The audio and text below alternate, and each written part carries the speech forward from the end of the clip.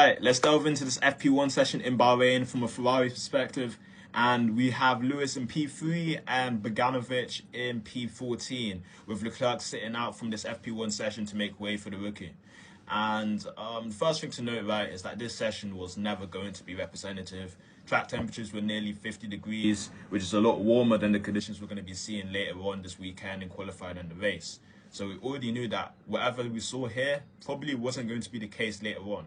But still, it was a little bit interesting to see what Hamilton had to say about the initial feel of the car.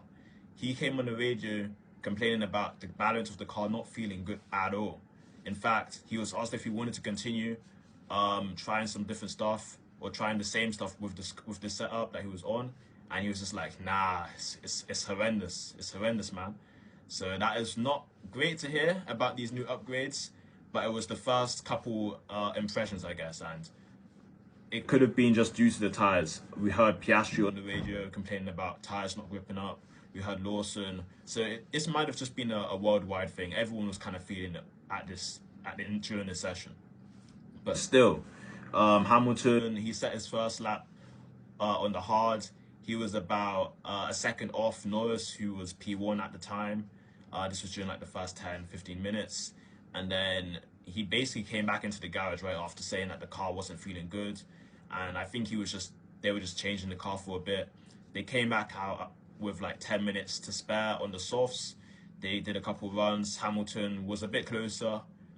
He went up to P3, 6/10 off Norris, which was pretty decent. Bogdanovic, I mean, he's just a rookie, just getting some experience, right? He was, I want to say, 1.8 seconds off the pace. But it's fine, right?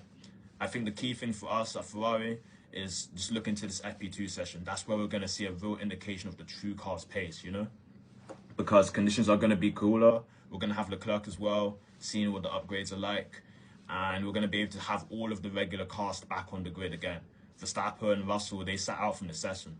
So we're going to have to see what kind of pace they're bringing out in their cars as well. But yeah, let me know what you guys are thinking about this.